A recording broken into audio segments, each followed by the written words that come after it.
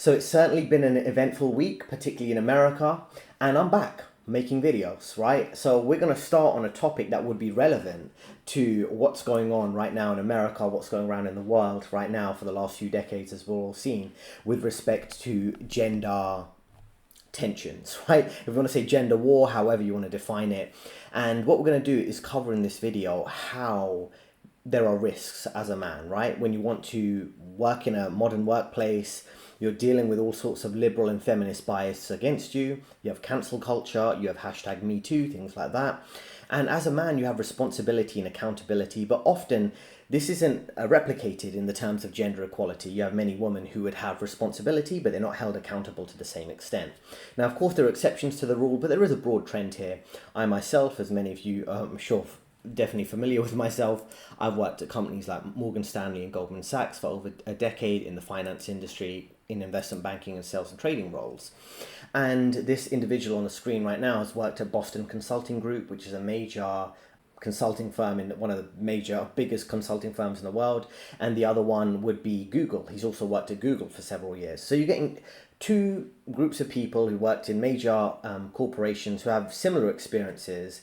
And we're going to see how we can help you deal with this type of risks as a man in your career. There's all sorts of accusations and allegations you have to look for carefully to avoid. And you never know, your career could get wrecked just based on a false allegation, and then you have to switch companies. Your reputation could follow you, even if you're falsely accused of making an inappropriate joke or something like that. So let's listen to an example of what we can learn here. If some woman has a problem with you for whatever reason, all they need to do is hint at you doing something inappropriate. It's not touching or anything like that, but just even making an off-color joke, even saying lightly, hey, why don't we go for coffee?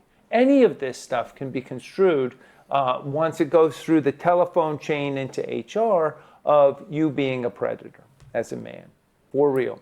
Very important to be careful around how things could be misinterpreted, or a story can be retold in a way that's unfavorable to you. For example, if you invite a female co-worker to a coffee outside of the office, what time is that? Is it after work? Is it during work hours? Is it the typical workplace coffee shop that everyone goes to, or is it a different one? And there'd be witnesses around that could say that you were doing perfectly normal business discussions, which would typically be at the standard coffee workplace where everyone in your office would typically go to. But also, if you go to another coffee shop, they might say that was a bit weird, a bit unusual. What were you trying to do with her? Were you trying to take her on an informal date?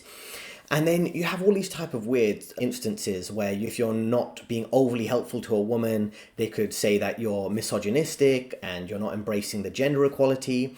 And you always have to look out for these hints of how you're being perceived by women, because they can control the narrative in any way, positive or negative, right? And you see this with the media too, right?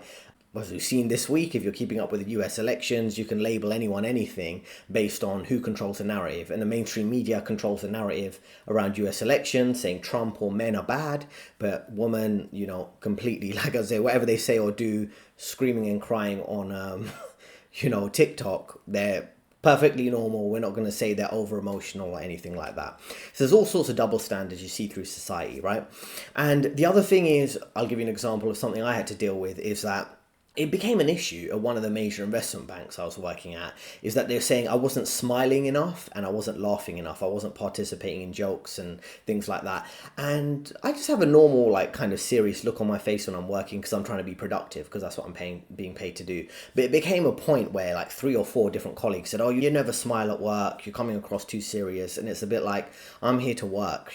I don't mind making the occasional joke or participating in a bit of that. But the fact that that's so prominent in terms of sucking up to women, agreeing with other people's opinions, typically liberal feminist opinions, it just goes to show how the modern workplace is kind of it's a risky thing where you're being judged on so many other aspects of your conduct that has nothing to do with the work.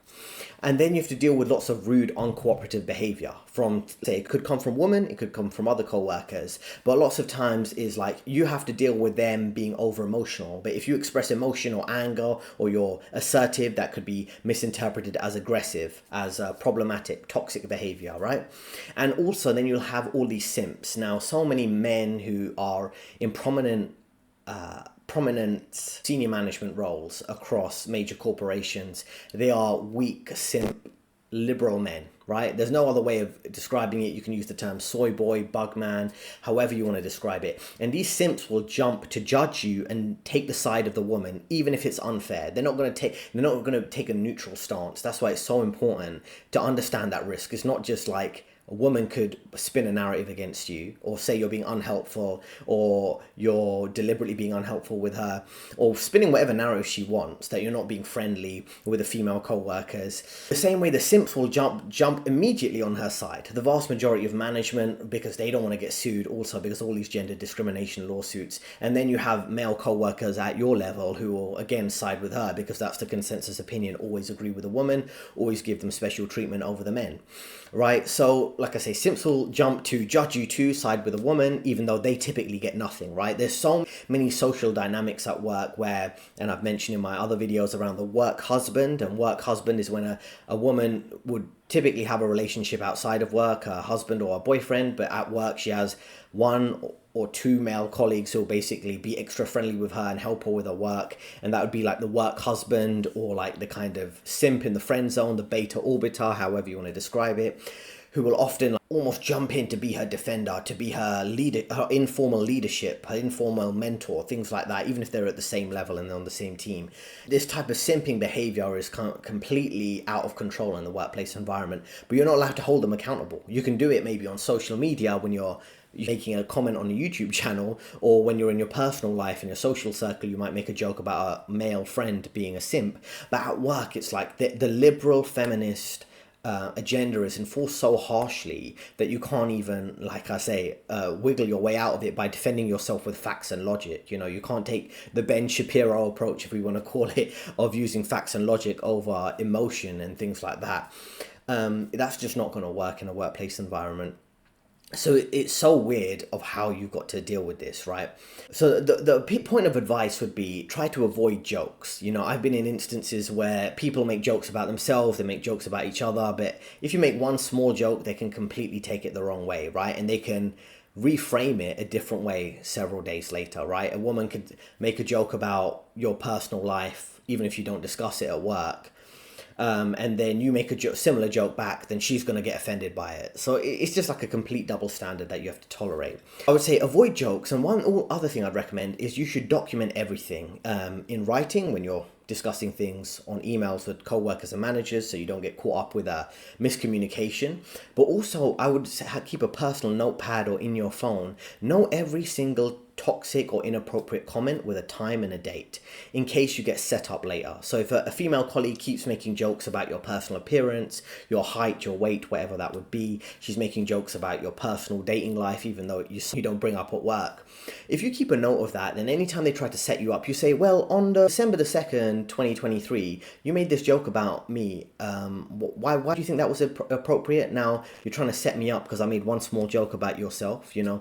I remember working at a major investment bank on the sales and trading floor. And I had a female co-worker. She was just being overbearing, ask inappropriate questions about my personal life, even though she was, you know, in a relationship with a guy she ended up marrying in the end.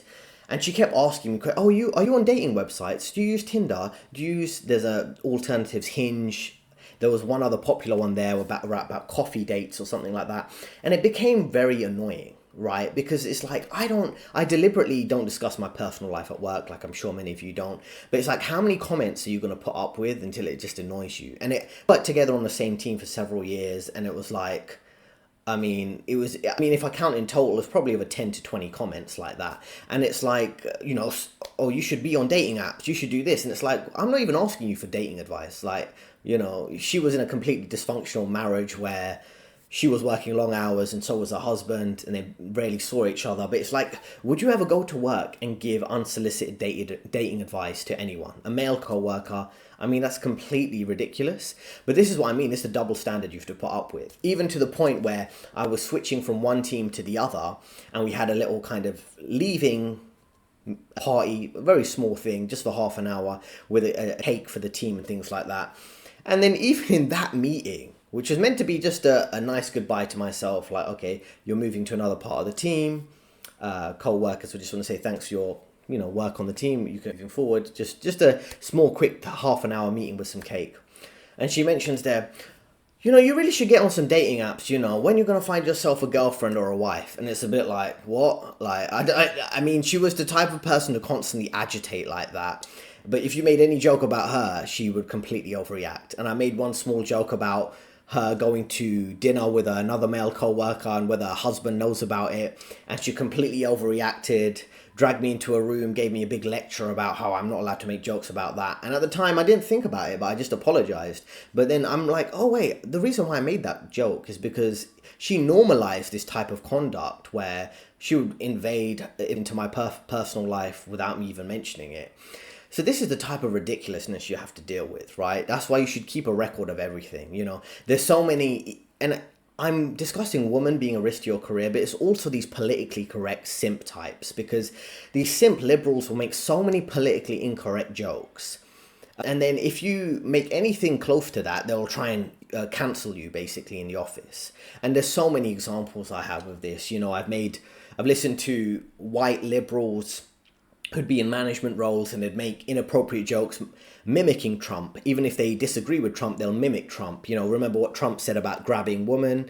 They would make jokes like that. And if you said anything like that, it would be, they'll try to basically report me to HR or something like that.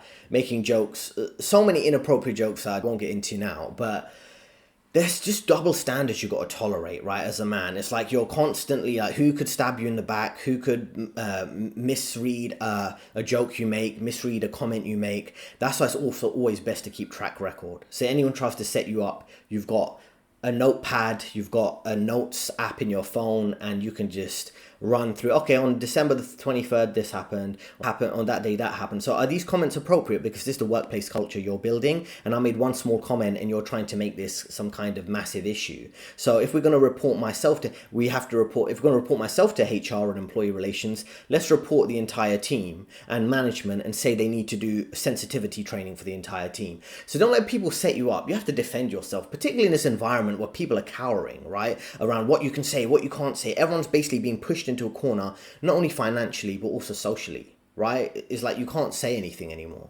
So that's why I recommend you treat, when you go out to the workplace environment, you treat it a bit like, I wouldn't say necessarily a UFC fight and you have to protect yourself at all costs, but there is an element of that. There is an element of you're going out into the wilderness and defending yourself against hostile actors. Your team members could set you up. It's not like a tight tribe, which humans are used to. You're surrounded by people you can't even trust with the smallest of jokes. So let's continue here. So there's a number of men that are starting to pull away from women at the workplace. They are refusing to have one-on-one meetings in a closed office. They are refusing to go out to dinner with female colleagues, all right, on a business dinner or something like that. They're refusing to be alone with particular colleagues, females. It's not a bad strategy. I gotta say, it's not a bad strategy. You are protecting yourself. What you can't do is make a big stink about it. Be like, oh, I don't ever go into a room with a woman. Don't do that. Don't tell anybody that you're doing this. But it is a good strategy not to be alone with a woman, even if you trust her, even if you're good friends, even whatever it is not a good idea. Be alone and not intimate but friendly with women at work. It's just not. So there's a backlash on this, right? With any action, there's a reaction, and people, women mostly, are saying that's ridiculous. You shouldn't avoid women. They're angry because men are avoiding them at work, and they're missing out on all kinds of opportunities. Tough luck. That is not men's problem, right? Men have been accused for the past 20, 30, 40 years of doing inappropriate things. Now, sometimes they do, right? But not always, right? Like Bill Clinton. So here we've got a good point, right? Men are smartening up, right? Men are figuring this out. And a key case that happened in the last few years would be around Mike Pence. What Mike Pence would do is he would refuse to have after work meetings with female co-workers unless his wife was present. So I'm sure within, politics, many people go for work meetings or work dinners because they're working long hours. I'm sure the whole personal life and work life with politics, particularly when you're working long hours as a vice president, involves lots of work dinners. So he would always make sure his wife was present. Right now, there's other ways of doing that in the workplace environment where you have a third team member who's going to attend a meeting. You have one-on-one with a woman. You can leave the door open if you're having a meeting with a woman. I'm not saying you have to be that careful, but just be conscious of how things could be misconstrued later, right? And a key point here, I made this joke that I was going to say here, but to a certain extent, you have to treat females like feds, like federal agents. And there's a joke online about you have politically incorrect opinions and a woman shows interest in you. Is she a female who's genuinely interested in you or federal agent who's undercover, right?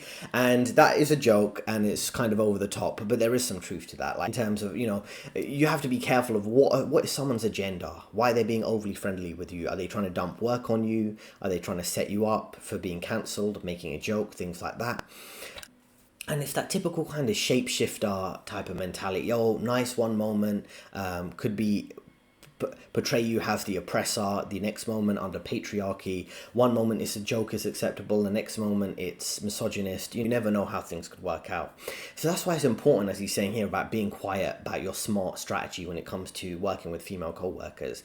Because the simps, the male co-workers, the liberals, however you want to determine them or define them, they will betray you. They will mock you if they notice you're being overly careful when it comes to female co-workers, because they have this kind of weird dynamic with female co-workers. The men who pander to women, who like simps in the friend zone, the beta orbiters, however you want to define them, they have this kind of overly friendly, fake nice dynamic with female co-workers. And the fact that you might be a man who's a bit more reserved, a bit more quiet, a bit more careful of how you deal with the female co-workers, they'll try and mock you like, oh, you don't know how to talk to a woman. You're not being friendly, things like that, right? So just don't tell other people at work you're being extra careful around this. Even male co-workers you think would have your back or understand your perspective, they won't, and they'll just mock you, right? And it's easy for these simps to play this role until they're wrongly accused. And it's so interesting seeing this type of dynamic, because sometimes these guys set themselves up for potential false allegations. I've seen instances where female co-workers will get drunk at work dinners and things like that, and work Christmas parties, and then the male co-worker will book a taxi for her and go in the taxi with her to her home while she's drunk. She's completely like almost passing out drunk. I think that's a massive risk as a male, because if you take her home and then she makes a move on you or anything happens, she could say you were taking advantage of her. I mean, if a female co-worker's drunk at a work party, you have no responsibility to do anything. I mean, literally none. And anything you could be used against you in the future. So I'd just be very careful about that, because if you be overly helpful that one evening and take her home, and even if nothing happens and then you have a falling out at work several months later, or she doesn't want to do a work project, she could always accuse you of something, and this company of course is going to run behind the woman, and you're going to be the one who's wrongly accused. And the whole thing about trusting women, believing women, these are the type of narratives that are kind of pushed on you, particularly after Brett Kavanaugh and Me Too and all these accusations and things like that. To a certain extent, that's like an oxymoron, right? You can't trust your co-workers, so you can't trust the female co-workers you're working with, right? And it's like, you got to be careful about what you're saying to co-workers, because, when you're discussing something with a male or female co-worker, but particularly female co-workers, they have a tendency to gossip and talk about anything you say to her will be discussed with other co-workers, telling the boss anything that makes themselves look better than you, snitching on you to the boss, things like that, if you have a politically incorrect opinion. And there's so many different instances of this that gets weird, where women are allowed to blur the lines between work and personal life, but others aren't. I remember working at one of these investment banks and going for a work coffee in the office. I make sure it's in the office. I don't really want to go outside of work with a female co-worker. Let's just go to the workplace, a coffee shop in the big building that we had there. And then she started, expressing her emotions and crying about work and saying things were too difficult and looking for emotional support. And it was like, I'm not really here to do that. I didn't say it that way, but I was just like, oh, well, I hope you find a solution for that. And then hopefully you can work it out. I was trying to be nice, but then I got back to work. I got back to the desk because, like I say, a woman can blur that line. You can't blur that line and get away with it in any way, right? Looking for emotional support, however you want to describe it, people are going to just not be there for you, or they're just going to kind of laugh at you, mock you, gossip about you. It's just completely ridiculous. So I would say just avoid situations where they're blurring the lines between personal life and work and professional life, and they will always do that because they can get away with doing that. They can get away with pushing those boundaries, but you won't. This risk is a big risk. This risk happens, and if you don't believe it, all you got to do is experience it a couple times, and just once, and you're like, oh yeah, he was right. Oh gee, but by that time it's too late. By that time, already HR is involved. Already you are labeled. And people start talking. And if you think HR is anonymous, no way. They talk to everybody. So all of a sudden, your reputation within the company is soiled, even if you did nothing wrong. So how can you avoid this? Well, look, honestly, avoid having a female manager. And that sounds terrible to say, but it's a good strategy. It does you no good if you have a choice between two different jobs and there is a female manager on one, male manager on another. You're probably better off with a male manager because you won't be in that position. Avoid. So, key example here is around the work drinks, right? And like I say, to extent to what you can get away with and what others can get away with will vary. It depends on your popularity in the office, right? For example, lots of middle-aged managers, I've noticed that they might flirt with their younger female co-workers. There might be inappropriate touching, things like that. And then it depends on how they're perceiving you. That's why I always keep it, like I say, strictly professional. And the way that it's like a catch-22 scenario, because I've dealt with instances where if you're overly serious at work, like I say, they can leverage that against you as not being like a team player. But then if you're too friendly, then they can take it the wrong way. So it's just kind of a weird dynamic, right? So as we notice, women can, like, as I say, accuse men of being creepy, and that's completely a broad definition. Problematic, toxic, misogynistic. Even those things have such broad definitions. Women can frame it any way they want, and then a man's getting wrongly accused, as we've seen here, right? And all it takes is one joke, one sentence, one joke about a woman's relationship, her appearance, even her age. You remember around some workplace meetings where we would have celebrations for people's birthday. Now, when a man is a birthday, whether it's a 40-year-old birthday, 50-year-old birthday, female co-workers can make joke about him being too old. But if you make a joke about a woman's age, of course, whether it's her 40-year-old, 50-year-old birthday, she's gonna obviously see that as a very bad thing, and you're not allowed to do it. And that's an obvious example of that kind of double standard, right? So one thing to understand about corporations, that they do practice the whole believe all woman, trust all woman type of thing, right? And they may think, oh, if you make one inappropriate joke, show one little sign of not playing along with a liberal feminist narrative, then you'll get labeled one thing or the other. Like, say, not being friendly, not being progressive enough for them. And they might pull the trigger early of like delaying you getting a promotion, to push you out the company by giving you boring work or too much work or unfair performance reviews. So it's very important to kind of be aware of like how you're being perceived. The perception of yourself matters more than the reality of the quality of work and productivity you have. It's all about perception over productivity. And what can happen is, the HR woman, what he's mentioning here, they do chit chat to all women, right? So women treat the workplace environment like the girls' toilets. They might be gossiping about co-workers, social dynamics, how to leverage that to benefit themselves. There's no real confidentiality in the workplace environment. And a kind of key example of that would be, and this is a small thing, nothing specific about gender, but something I remember asking my HR contact at the time about the funding for doing professional qualifications. And I was looking at doing a diploma at the time that would benefit me in my career.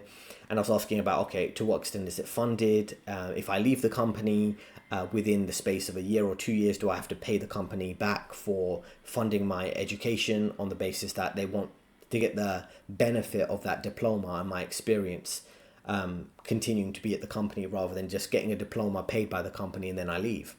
So I had to really think that through. So after I thought that through, I asked HR this, and then all of a sudden I had all these other female co-workers and my manager at the time asking me, oh, am I going to do the diploma? How much does it cost? What's this? Why do I want to do it? And I was thinking, how did another 4 or 5 women just find out about a potential diploma that I didn't end up doing in the end? After one conversation with HR, it was like within a week or two, all these female co-workers knew about it. So it's kind of, catch-22 situation of what you're saying to one woman will be said to another 10 or 20 female co-workers. So he made an interesting point about, avoiding female managers. Now, I know you might think, oh, I'm going to say pick a male manager, always pick jobs for their male managers. But at the end of the day, you can't really control all of that, right? You could have a male manager that you get on with, and then the next moment it's a female manager and you might not get on with her. So a lot of that is out of your control. And I've had experiences that are positive and negative with both male and female co-workers. But I think a key factor there is age, right? So what I realized, if a woman is an older woman, she has a family, maybe she's over 40 and she's more of a mother figure, she has a good work-life balance, and she might be focused on more flexible working, friendly, she might have similar interests in terms of work-life balance that you might have. She might not be too pushy because she has kids and she doesn't want to overwork herself, and she's a bit more empathetic to younger people because she sees herself more as a mother figure in the office rather than a female competing with you. So that's what I realized. If a woman is below 40, then you have the opposite. She might have more radicalization from feminism. There might be some low-key hate or passive aggressiveness against men, seeing you as kind of the patriarchy or things like that. And they might see you as a bit of an enemy or someone they can exploit or they deserve. They have the right to kind of use, control, mock. And you might be treated like a second-class citizen in those circumstances. They might have a sense of entitlement, and seeing you as a male co-worker, they might have been brainwashed to see you as someone they can put down and get away with that. So I think age does play a factor when it comes to whether you're picking a male or female kind of manager in those instances. Similar with men. If you have an older man, he might be more family orientated, more into work-life balance, more have conservative beliefs, understand that men are kind of being unfairly treated in society. It does depend. Sometimes you have baby boomer bosses or the older generations who don't look down on men these days as millennials or Gen Z men are being weak or effeminate or not being effective or willing to work hard. So that can vary, but I notice if you have older male managers, they can be a bit more fair to you. Whereas if you have younger men, again, these are some generalizations, but I'm just speaking on my experience for over a decade in the industry, is sometimes you have younger men who are in management and they can be kind of insecure, they're looking to prove themselves. Some of them might be feeling behind in life because, as I say, even these liberals who get into management positions and these men who might have those beliefs about gender equality and things like that, even they can sense that men these days are kind of falling behind in life, and they might feel themselves that they're falling behind in life. And when I say they're falling behind in life, they might feel like, the co-workers, male or female, are kind of in more senior roles at a similar age as them, and they might want to put you down because they want to build a sense of superiority because they have an inferiority complex, but to deal with that, they manage that by putting you down and insulting you, right? So it can vary between male and female co-workers. There's lots of crabs in a bucket mentality with some of the younger managers because they're keen, as I say, to prove themselves, and they don't like you being better than them. So there's all sorts of social dynamics where you have to kind of downplay any positive aspect on your life because you might have a male manager in his mid-30s, late 30s, and he's kind of feeling behind on life and he doesn't want to see you do well or doesn't want to see a younger version of himself coming up through the ranks doing better than himself. So there's all sorts of insecurity complexes that happen when you're dealing with male managers and an entitlement when you're dealing with female managers. So there's kind of an interesting dynamic there, but end of the day, either way, you got to protect yourself. Now, what's interesting is that, in the office, in a lot of these other dynamics, there's no real male spaces. And we're going to continue to understand that from his perspective here. And work. And, it's unfortunate because there were spaces, there were places where you could go and be friends with your colleagues, and male and female, and it's all fun, it's all good, right? That time is over. Like you can't do that in most medium to large corporations, and even the small ones, because they are so afraid of getting sued. And it's so easy for a woman to sue a company for a dangerous work environment, or a unsafe or creepy work environment. Doesn't matter what. Once they start that lawsuit, they get they're going to get a payout. They're definitely going to get a payout, and they have no negative consequences on starting this lawsuit. Nothing. If a woman starts a lawsuit with a company, all it is upside. There's nothing that happens with their career. Nobody looks at them as being like, well, what are you doing on this whole thing, right? There's the police officer, female police officer that did the boom boom with the 5 other officers in the department. What did she do? She got $500,000 or $800,000 from her lawsuit. Completely consensual. Completely, she's just going around having sex with a whole bunch of other colleagues, and she gets a payout. There's so many different examples of this, right? There's no real male spaces anymore. Not gyms, not offices, not after work drinks, not bars, not clubs, things like that. Only simp behavior is approved. The only option for a man is to kind of be on the defense or to simp, right? It's kind of weird. And, like I say, women get away with these false allegations. He's mentioning females sleeping with co-workers and nothing really happens. But men will immediately be labeled as the wrongdoer and you can't defend yourself. And I know a very real example of this where a managing director on the trading floor of a company I worked at, he made a joke about a female co-worker. And he would make a couple jokes about her. He just thought she was okay with the jokes, right? But then she went to HR, tried to leverage it against him. And what ended up happening is, even though she had a reputation of being a poor performing employee, she got promoted, right? Shortly after making these accusations. And it was kind of to keep her happy. But what ended up happening is the manager, to protect himself, ended up promoting her to cover himself from being perceived as a misogynistic managing director. But what ended up happening is he would just dump all the boring work on her and the pointless work until she got the message that you might have got promotions based on accusing me, but now you're going to have to leave the company unless you want to keep doing boring work for the rest of your life without going any further in the company. So this is the type of dynamic that you've got to be aware of. All these type of weird passive-aggressive games that can get played. And more often than not, I'm sure many of you watching this are not in that kind of powerful managing director role where, as I say, even those managing directors could get accused or blamed for a joke they make. They can have their career potentially ruined based on the one joke or couple jokes about a female co-worker. So a lot of you might not even have that leverage, so it could be even difficult for you. That's what I mean. One little moment could really ruin your career, and that's why, in a sense, women are a risk to your career. And that's an important dynamic to understand. Women tend to get away with like perpetual whinging and complaining about men. International Men's Day, I remember seeing how many female co-workers were complaining about that. Making disparaging, misandrist, the opposite of misogyny is misandry, where women make unfair sexist comments about male co-workers. I remember, at the time I was doing a bit of martial arts and a female co-worker kept making jokes that how men are aggressive and they need to do boxing or violence to kind of deal with their aggressiveness. And it was kind of like unnecessary passive aggressive comments against me at the time. I wouldn't make jokes about women shopping or being consumers or being over emotional, because I know you're not even allowed to like almost think those thoughts, because if you accidentally say it, then it'll be leverage against you. What's your solution? What's the solution? You want to get paid as much as the men? Okay. Like, how will you run a business like that? How can you, the men have been doing NBA for 100 years plus, and they built up. You weren't getting paid millions of dollars in 1924 to play basketball. It was a labor of love. Heck, my grandfather played pro basketball, and just like oh yeah, I was a pro basketball player in 1922 or something like that.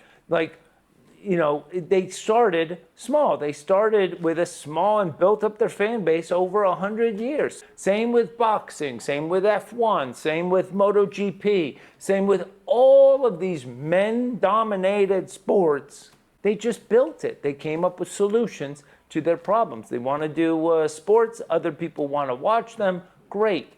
The Isle of Man, TT, that happens on the Isle of Man, those guys don't get paid huge money. You don't hear them complaining, and they're risking their lives. This is the most dangerous motorsport in the world. And they just do it. They just do it for the love of the sport. And they get a little bit of prize money and stuff, but it's not about that.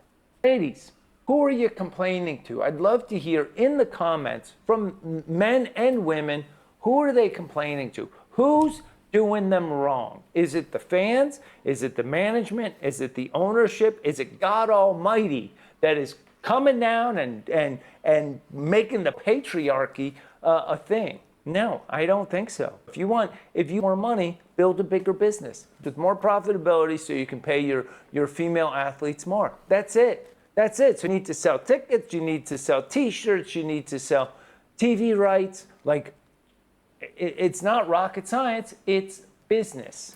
So he's got a good point here when he brings up the example. There's a big push for female NBA, which is WNBA, women's basketball, essentially, in America. So what they want is they want special treatment. They want equal pay without generating the same amount of money. You can get equal pay if you generate equal profit, But women seem to, leverage when it's convenient being empowered, when it's convenient being a victim. It just like whatever narrative suits them, right? And the thing is, they come in at the end. Lots of women, there's this phrase about women waiting at the finishing line to, position themselves correctly with whichever man wins the race. But it's the same with companies, right? And things like that. They didn't spend decades and centuries building civilization, building companies, doing the hard work that no one sees behind the scenes. But they want the fame or the status or the job titles that come after men put in the hard work. And you see this on teams with, many male co-workers kind of being held down in middle management roles or junior roles, and females rising to the top to manage all of them without doing the work. I see instances like this at construction sites. There's many sites across London, loads of apartment blocks being built, and I see a lot of women doing all the admin and kind of directing men around, but they're not actually doing any of the physical manual labor, but they're probably getting paid quite well just for kind of being in a management role without doing the actual work. And you see this all the time in grocery stores, offices.